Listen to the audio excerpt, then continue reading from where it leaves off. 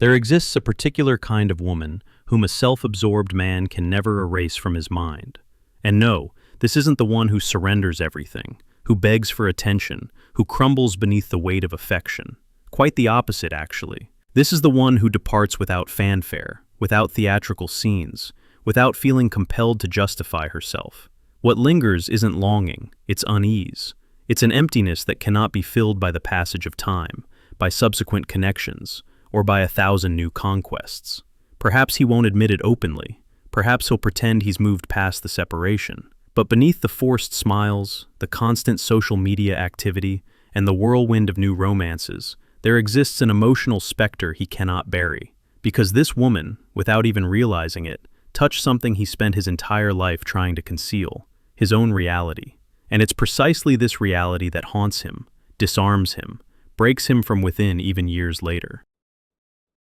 In this video, you'll come to understand why this woman became unforgettable, how this deeply impacts the psychology of narcissists, and what secret she carries within herself. What you're about to hear isn't obvious, isn't superficial, and may completely transform your understanding of relationships, power dynamics, and affection. First point, the wound concealed behind the facade. Everyone sees the shine, few notice the flaws. A narcissistic man, contrary to popular belief, isn't driven by inflated self-love, but by a silent terror of disappearing. His confident exterior, captivating charisma, overflowing self-assurance, all of this is a fortress built from bricks of early rejection and cemented with insecurity. When he smiles, he's hiding a primal scream. When he triumphs, he's attempting to fill a bottomless void. Behind the seductive mask hides a boy who learned early that being himself wasn't enough.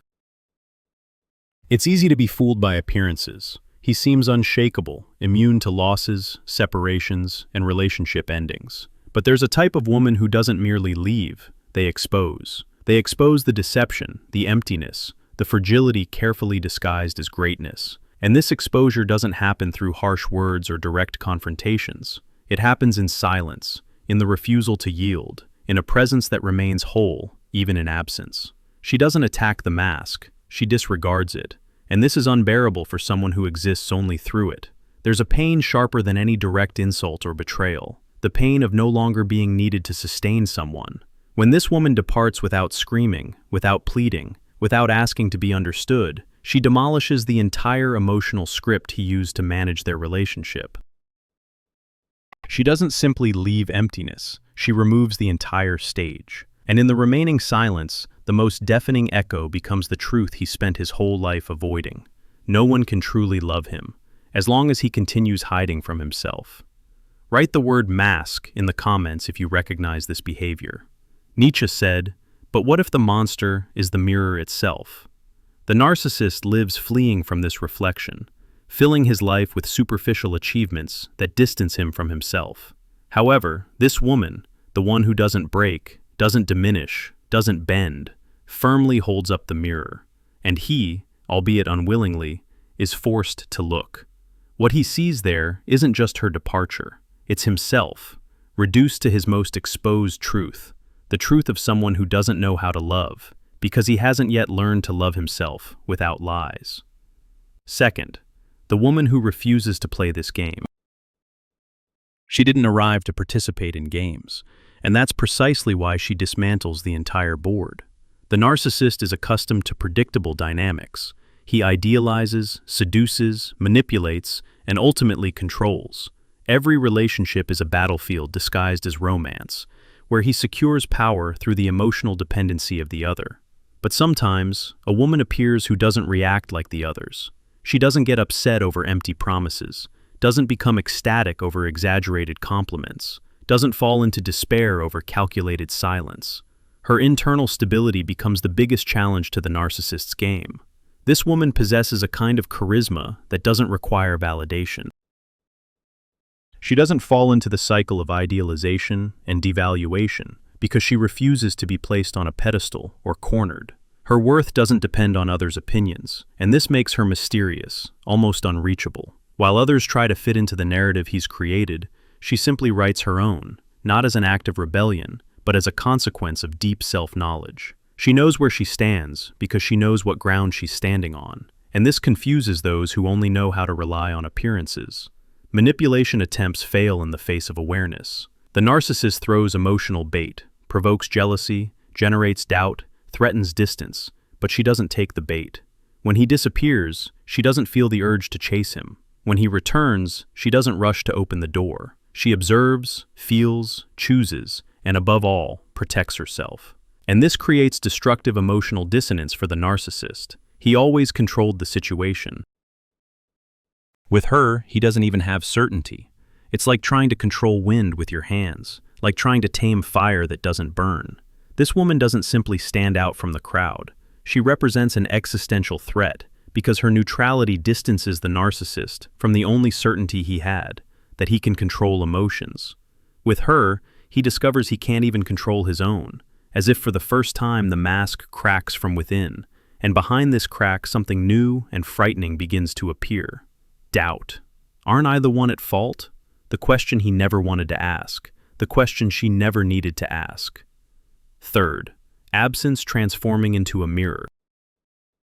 She's no longer there, but something of her remains. Not in photographs, not in old messages. It remains as an internal presence, as a reflection that refuses to disappear. The narcissist can fill his life with other people, other experiences, other faces, but none of them occupy the same space, because this woman wasn't just company, she was a mirror. And a mirror that shows what's most human, most vulnerable, most denied. He doesn't feel longing, but unease, because the image she left behind doesn't confirm his illusion of greatness.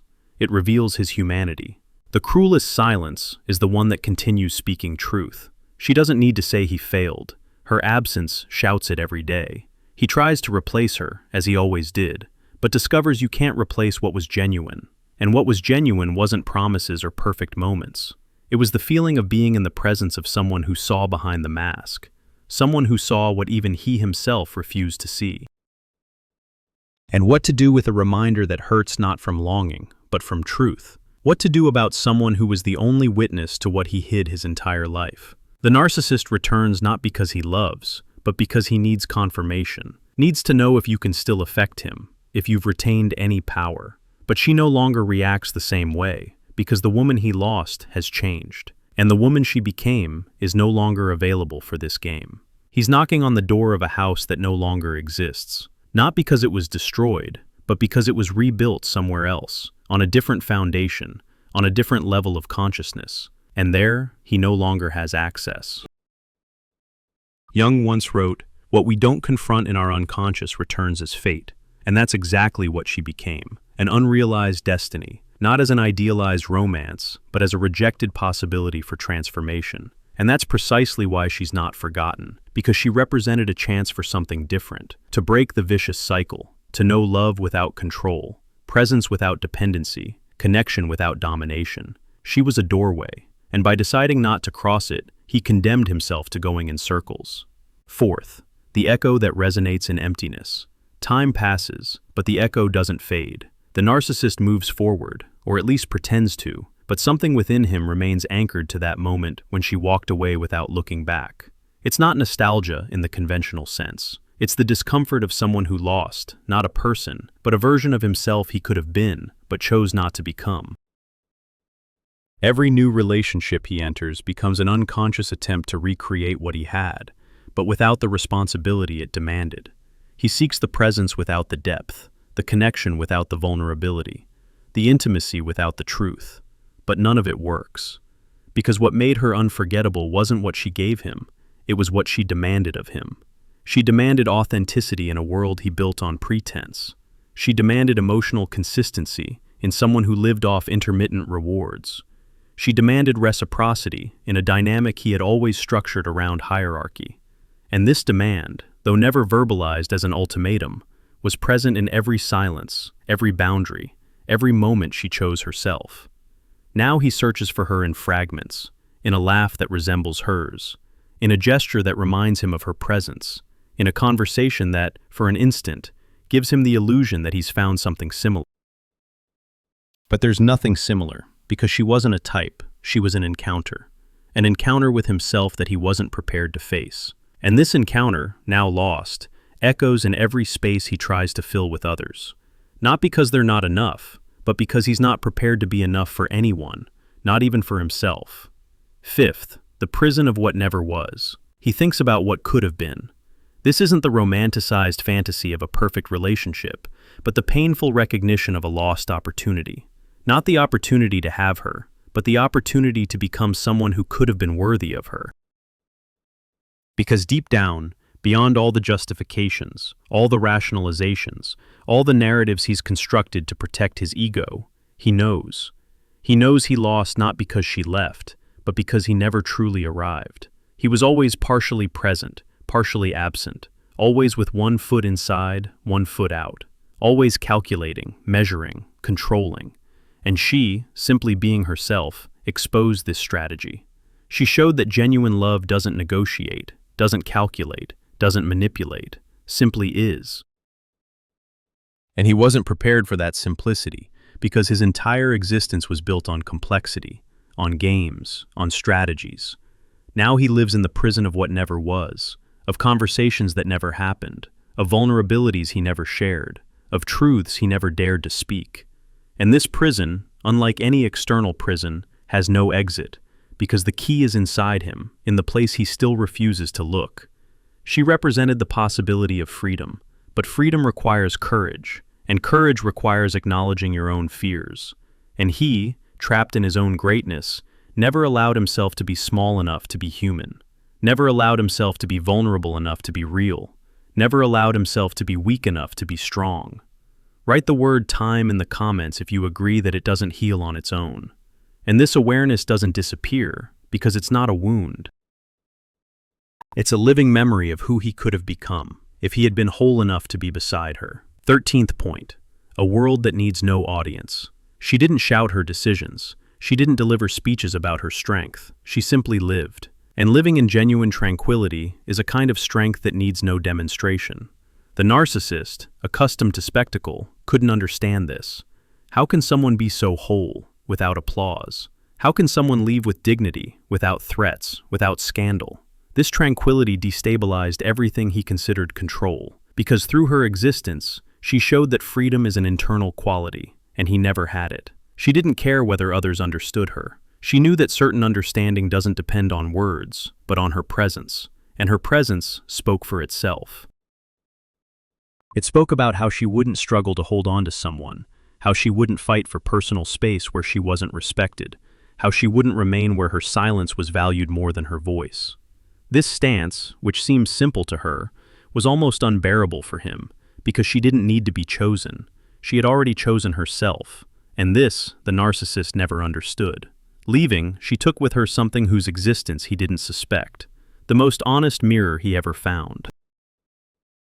And this mirror didn't expose flaws, but revealed truth. For a moment he saw himself through her eyes, and he saw everything he was still lacking, everything hidden behind his mask. And since then, he fears silence, because in silence, she returned not as longing, but as peace. And peace cannot be replaced, cannot be imitated, cannot be bought. Now she lives at a different pace, at a pace where there's no room for games, where there's no need for validation of her significance, where there's no longer a need to prove she deserves affection. She already knows this, and this confidence became inaccessible to him, because while she found peace, he remains trapped in the noise he created himself. And this contrast is unbearable for someone who knows how to live only in chaos.